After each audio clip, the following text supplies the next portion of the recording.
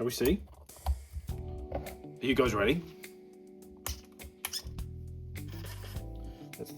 Let's trim up some throttle.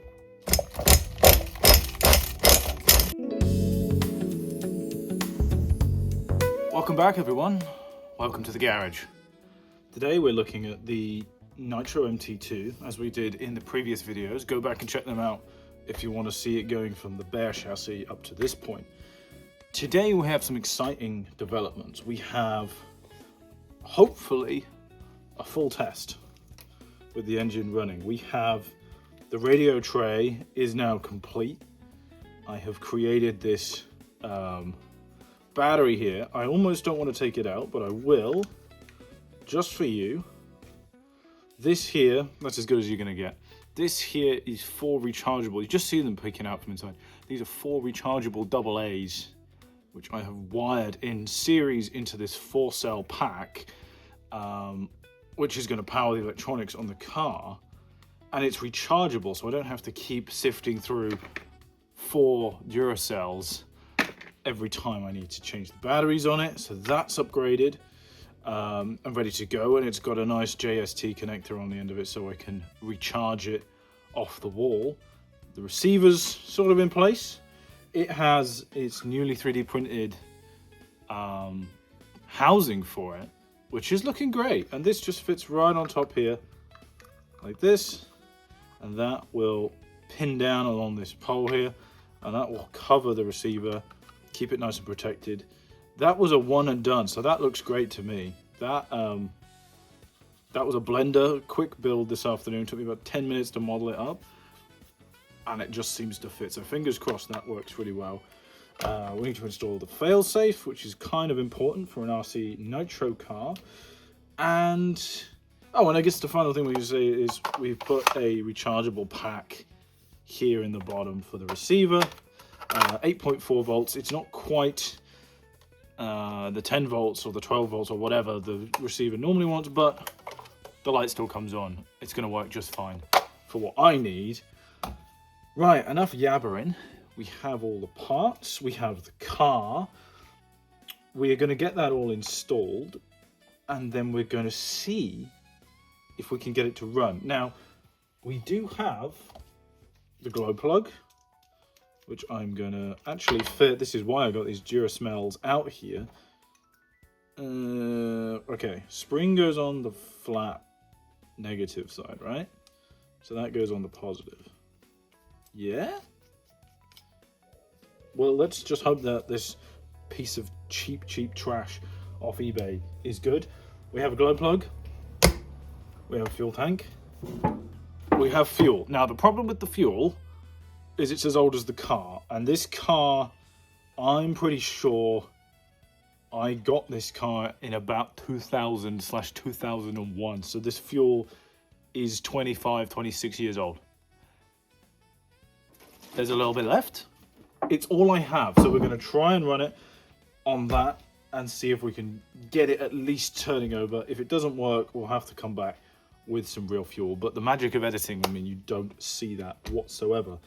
Right, let's get this installed. So what we've got here is the main car. Oh, and I need to clean out this air filter as well, which we will use a dash of fuel just to clean that out. So what we're going to do is install the failsafe. Let's get that in first, which is very simple. Now, just if you're interested in how these all work, the failsafe will basically fail safe the car to a stopped position. It'll turn off the throttle and apply the brakes if for whatever reason the transmitter, the battery, the most common one is the battery running out here or here, and you no longer have control of the car. Obviously with an electric car it will just do that by itself with the ESC. Problem with nitro cars is if it runs out of signal in the throttle on position, it will just be in the throttle on position until it stops. So what we're going to do is put that in between 2 of the things. So it goes from the receiver, and I believe it goes like this. No, that's the wrong wire. I believe you plug the... Why is that greasy? You plug the throttle servo into that side, and you plug this side into channel 2, which in this instance, channel 2 is the trigger. Let's put the steering servo in. Right. So we've got the failsafe is going to be in here. We're going to try and loop it through and get it down inside here. If it could just sit in there, that would be fab. We're going to have all these wires in here. We have the antenna wire, which we're going to loop round the back. It's very tight in here, isn't it? It's very, very tight. Try and get you down that gap. Yeah, you'll go down there. You'll go down there. You'll go down there. You'll go down there. And then the aerial does come up through this hole. The only thing I've lost with the aerial is I don't have the tube for it anymore. So we're gonna have to kind of improvise. You know what? That's too tight for me. It's not quite long enough, and I want the failsafe on this side. So I'm gonna put you there. I'm gonna put you in there, and you're going to go there. You can all bung in there. It's quite a lot of bunging going on. There, there, there. There, there, there, there, there. You can go in there. What a mess. It's never going to be pretty in there. So that goes on like this. I like that a lot. Now this piece is 3D printed, and look, it goes on top of this, and it's going to kind of come in there, and it's going to push up through there, and then this is going to hold in here, and we're going to have, and you see this little tab here, this just hooks under there, so it holds it down from both sides. I don't know where the original's gone. I swear I had one. I swear I had it. It's gone. Who cares? Right, so let's get that installed onto the car and see what happens. Oh, and the other thing I need to do is remember to do Loctite on the exhaust. So I didn't do that last time. Good. So you lift out of the way. You go in here. You drop down here. I just don't, like, this switch just takes up so much fucking space. It just bungs right into the way. And then it's just, it just ruins the flow of all the cables. I think we actually want to put the failsafe to the other side, you know. And we know all these wires in here, and then the failsafe goes on that side. Like that. And then with all that space in there, that goes in there. Get in, get in, get in. I don't even know if the failsafe works right now. Like, honestly, I have no idea. Get in, get in, get in. Something like that. It's just so tight, though. I just hate this switch. See, if the switch wasn't there, we'd have all this room to just put all these wires in, and everything would be great. Oh, look, it's actually on. The failsafe has come on, which is good. Look, it all fits nicely with the switch just not in there. Because maybe the switch just needs to, you know, hang on the outside like that, maybe, or something. I don't know. I just don't like it. It just takes up so much room.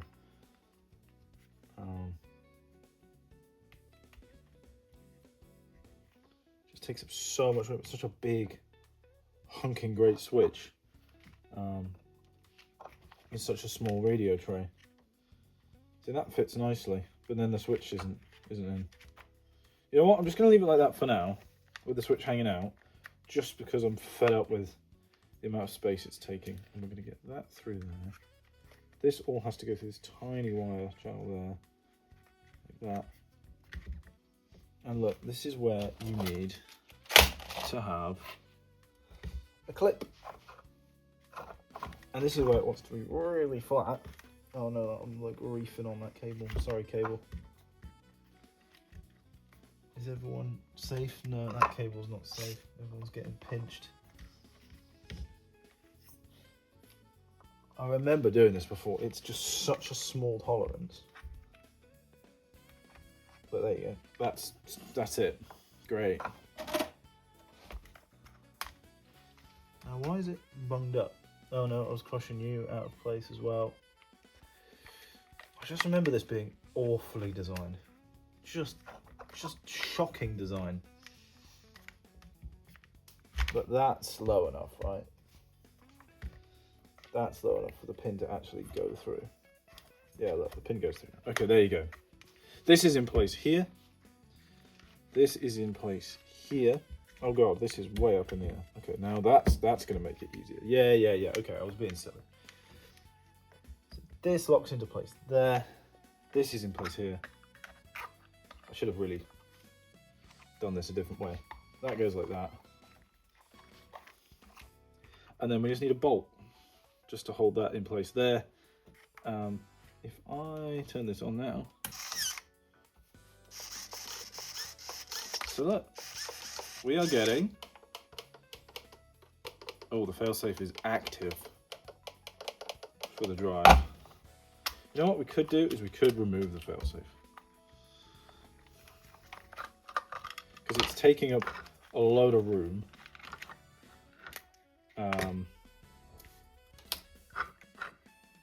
And I'm not convinced I desperately need it.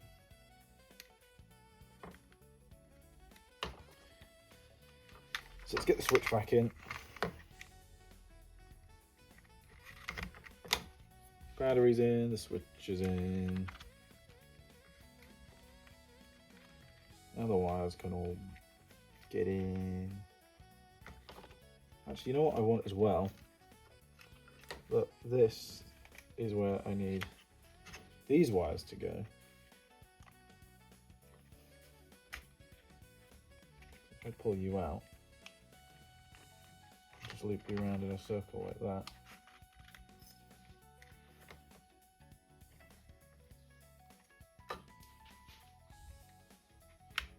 Like that. And you come around like that. Now this wire obviously just have to run along here, but we can tuck that in there, like that. You can go like that, and then you have to go around this back section and you tuck into this main drop down.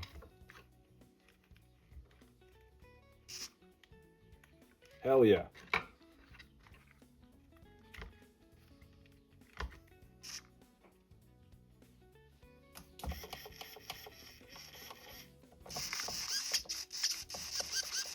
Good, it is in business.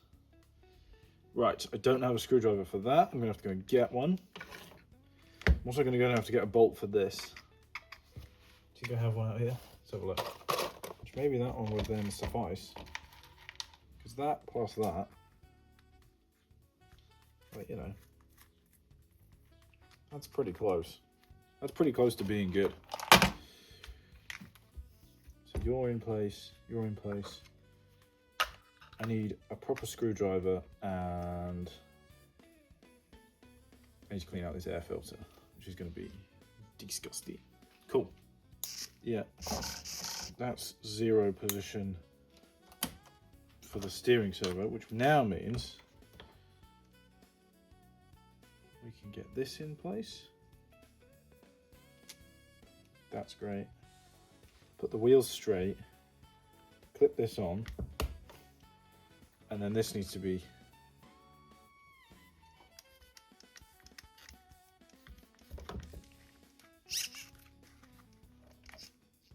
right. So there you go. So we've got some steering in place, that's fantastic. This is also zeroed out as well. It's just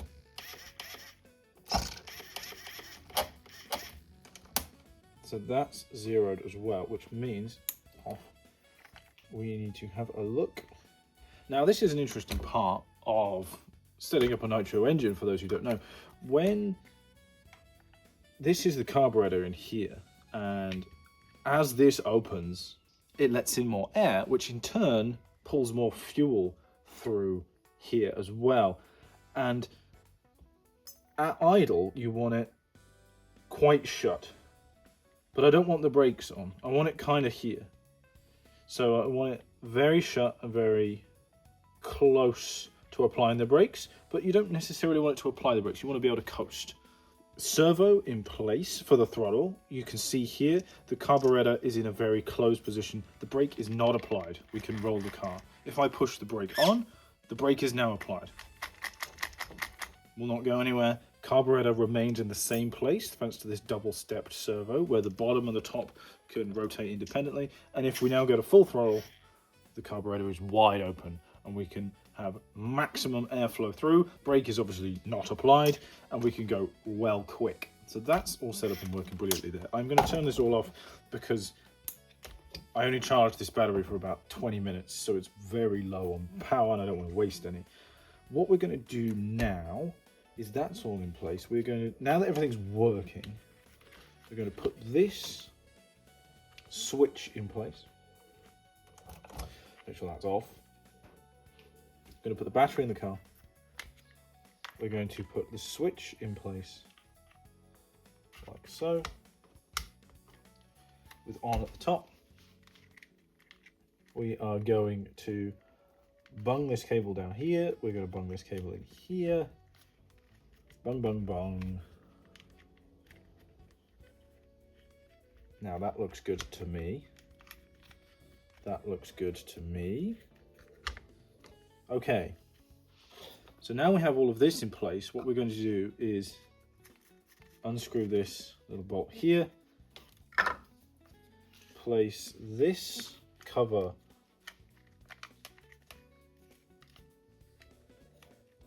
over here. Place this cover just tucking it underneath. It just gets clipped in place by this one here. Oh yeah, this needs to go this way around. So we're going to put that in there, we're going to put that in there, we're going to put that on there, we're going to put that on top of that. That's actually not too bad at the front there.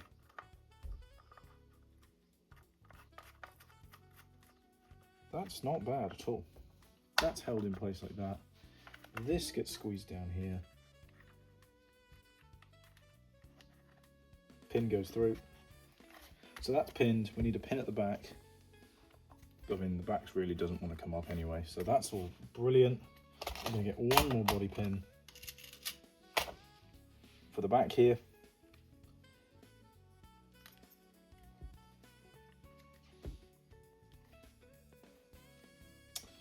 Of course, it doesn't want to go, but you will go that way, maybe? Yes. So now it's pinned, and it would be pinned, but it's actually got a bolt on it instead, which is great. So that's held in place nicely. That's got cover. Awesome. This car is looking fantastic. Really, really happy with how that's going. We'll put the failsafe in later. For now, we will test. I need to clean this filter. Now, to clean an nitro car filter, the best way to do it is with fuel. Oh yeah. Absolutely delicious. Ready to operate. So what we're going to do is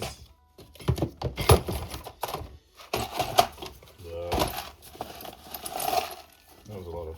So we've got a lovely dirty box like this, which will be perfect for our needs. We're going to get a little bit of model engine fuel.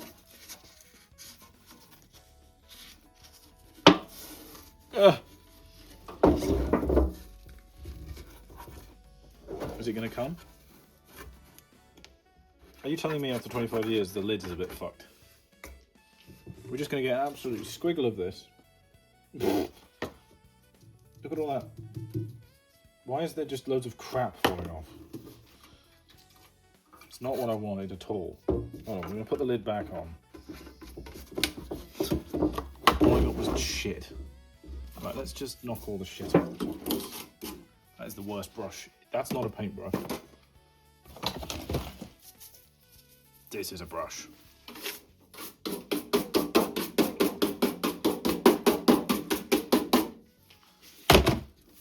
Take two. Come on.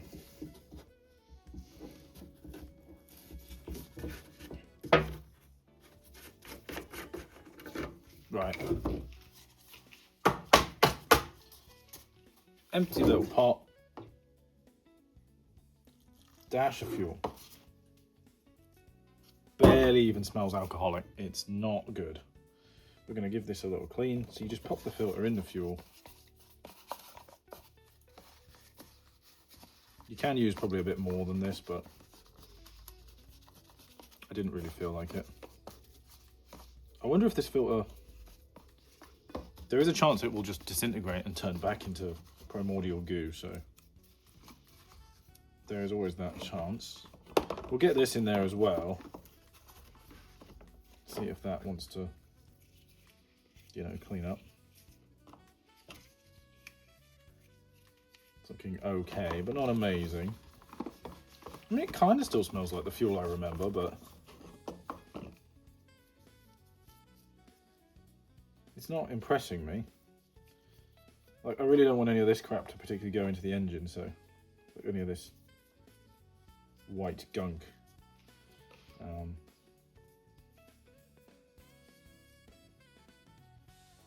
the filter seems kind of fine to me. But it's looking cleaner than it did, 100%. I think that's fair game now. Oh, look, it does just want to disintegrate. There is an element of this which is dead. So what we're going to do is you leave this to dry out. I'm not too worried about this dirty top side because that's going to be on the outside anyway. Once that's all dried out, you use air filter oil. On this, it turns it into the gooeyest mess you've ever seen, but it makes it perfect and ready to go. So we just need this to dry out. That will take some time. We're going to pop it outside. So the battery is in place, the switch is in place, the receiver is in the box, the steering servo's in, the throttle servo's in, the brakes work, the carburetor works, the engine is there, it pulls over nicely. All the hoses are hooked up. We have a glow plug, and we have some really old fuel.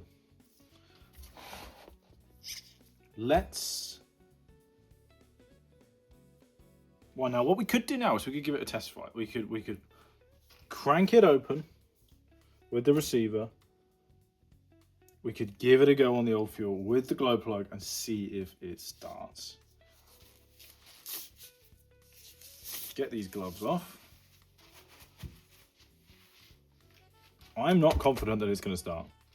I don't think it's going to go. And we get a bit of fuel in there. Give the glow plug a go. Actually, I'll tell you what, we can tell you whether the starter's working or not. Because we get the glow plug out. Oh my god, I put it in there so fucking tight. Which is good, I guess.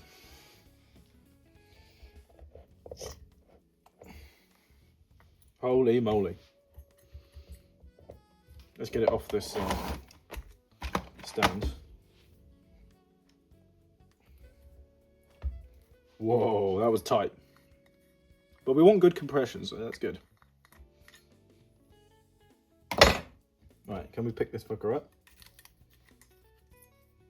The answer is no. Let's try and like, tweezer it out. It's a pain. It's a huge pain. You hate to see it. Right, we're going to just do it the old-fashioned way.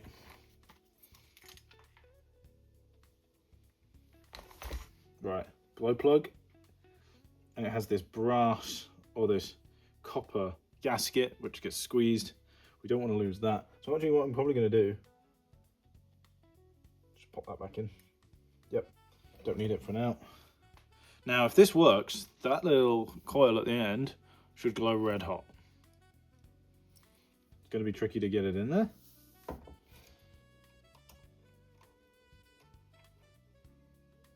Yeah, she's glowing.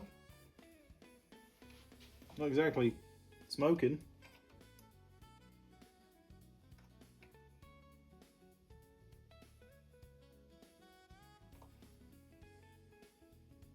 I saw a tiny bit of smoke. Oh yeah, there's some heat. Cool, I'm happy with that. It's gonna, something's working. Something's fucking working in there. Right. This is tricky. I didn't really think about this. So we're going to put the washer back on. Car goes upside down. Doing this completely where you can't see it. I can only apologise. But there you go. You can kind of imagine what I did. Right. Glow plug is in.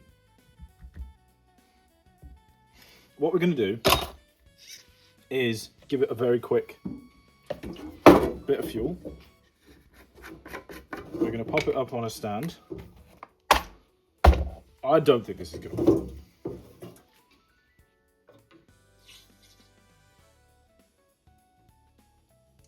So we're just going to suck up some fuel like this. Just the semi-vacuum in the fuel bottle. Just sucking up a tiny little bit of fuel. Let's get this in. Oh my god, it's flying out. I mean, that's like most of a fucking tank. That's plenty. Now, if this goes, it's going to be really loud, so you're not going to hear anything I say. But we're going to have radio on. We're going to have a rag to smother the exhaust like so, because that should be fine if it runs out. So that's in there.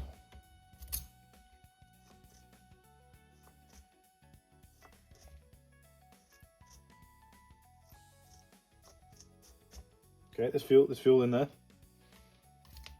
Shall we see? Are you guys ready?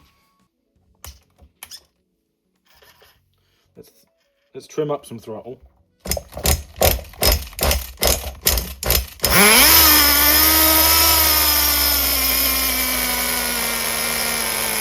Oh yeah!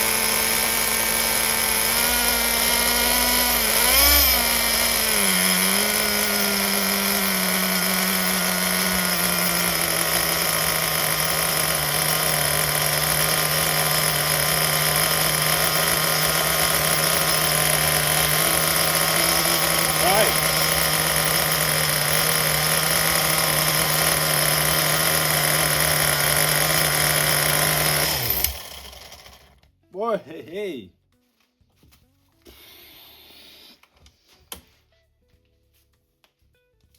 It's not smoky in here at all.